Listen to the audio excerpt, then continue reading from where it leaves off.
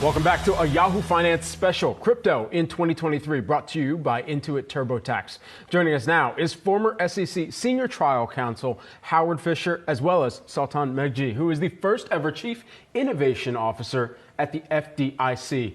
Also joining us for this conversation, we've got Yahoo Finance's Jen Schonberger. Let's begin the conversation here in studio. Sultan, thanks so much for taking the time here.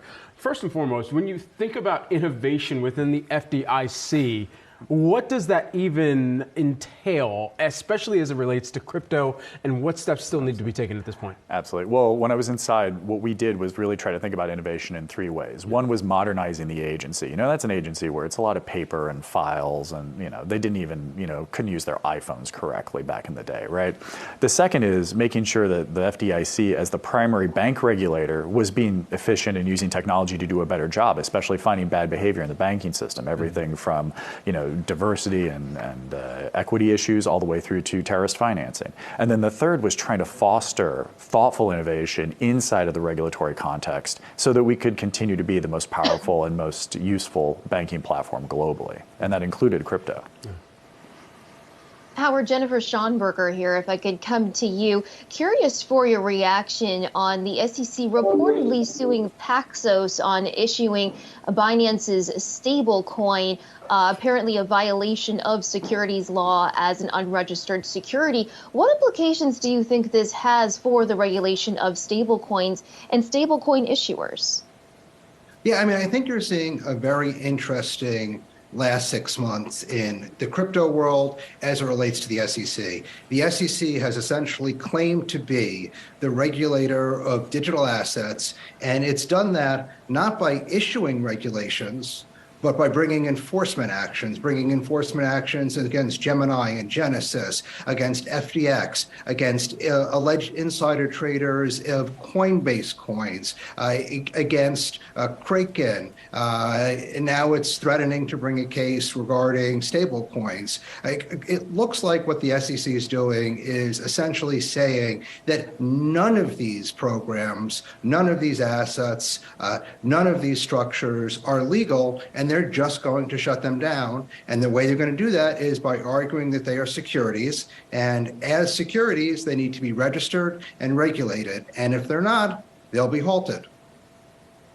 So, Sultan, then a lot of people wondering about the rules here, because some institutions like Coinbase saying that it doesn't apply to them, that they don't offer a yield like Kraken does. So then if we're using, say, the Howey test for what is a security, then do some of these exchanges fall outside of that? And should that still be the test that we use to determine what is and isn't a security? It's a great question, and frankly, you're exactly right. There are a number of situations where crypto is creating products and services that don't sit inside of the legacy regulatory environment. Let's remember, most of the definitions for these things are 30, 40, 50 years old, before digital technology existed. And so, this is a situation where instead of having a kind of an open, transparent dialogue that leads to new legislation being created that really defines guardrails, you have a number of agencies. SEC is one of them. The prudential banking regulators, Fed, OCC, and FDIC are others, where they're taking their existing rules and just trying to morph them around this environment in kind of an opaque way. We've seen it with the SEC over the last few days, and Howard did a great job summarizing that, but also we've seen it with the Federal Reserve and OCC, in essence pushing against people like Custodia Bank, and I saw you had Caitlin on a few minutes ago.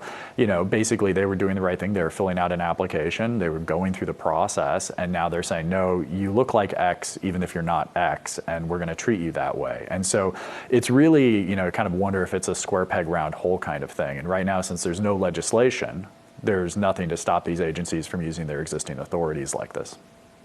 Howard, building on what Sultan just kind of alluded to there, if we look at the failure of FTX, many of the breakdowns were not all that different from what we saw in the traditional financial sector over the past decades, right? The most egregious of that being using customer accounts to trade for the house, which is what we saw at FTX, something that is barred under traditional broker-dealer rules. So my question is, why isn't it that the SEC is taking enforcement action to require exchanges to register rather than doing one-off securities here and there? I put that question to Chair Gensler, who puts it back to the exchanges, and the exchanges are pointing back to the SEC.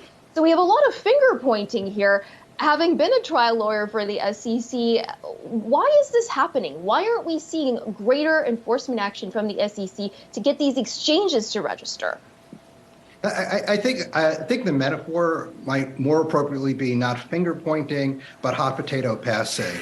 And with many things, like with many things in our society, it would be really nice if Congress got together and passed a law or a set of laws or structures that governed how the crypto world was going to be dealt with. Unfortunately, they haven't done that, and I'm not sure that there is the political will to do that. And so as a result, the SEC has stepped into the breach, and it's done so by regulating through enforcement, which is perhaps not the most optimal way to do this, but it might be the only available way to do it. And I think, one of the things that we need to think about when we talk about regulation is what's the purpose of the regulation? Do we want to regulate crypto to protect investors?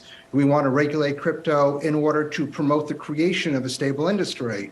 Or do we want to regulate crypto in order to protect the traditional financial services and banking sectors from any potential contagion?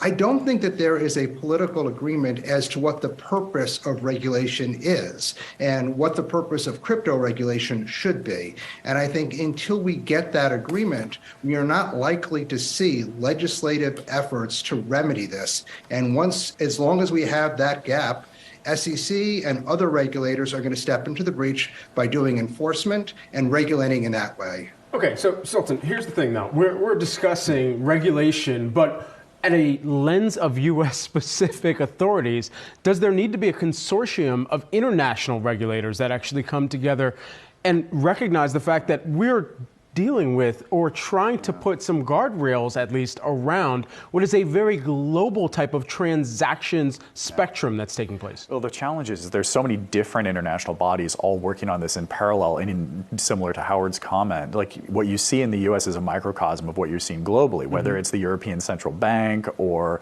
the governments in the Middle East or Bretton Woods or Basel. Everybody's kind of playing in their own little pocket, and no one actually has agreement. Like, just getting people to agree on what a stable coin is by definition is something that they can't do. And so until I think we see some leading nations, and I think a lot of people are looking for the United States to build some clarity around it. We are the most powerful financial services nation in the world. We have 57% of global reserve currency last time I checked.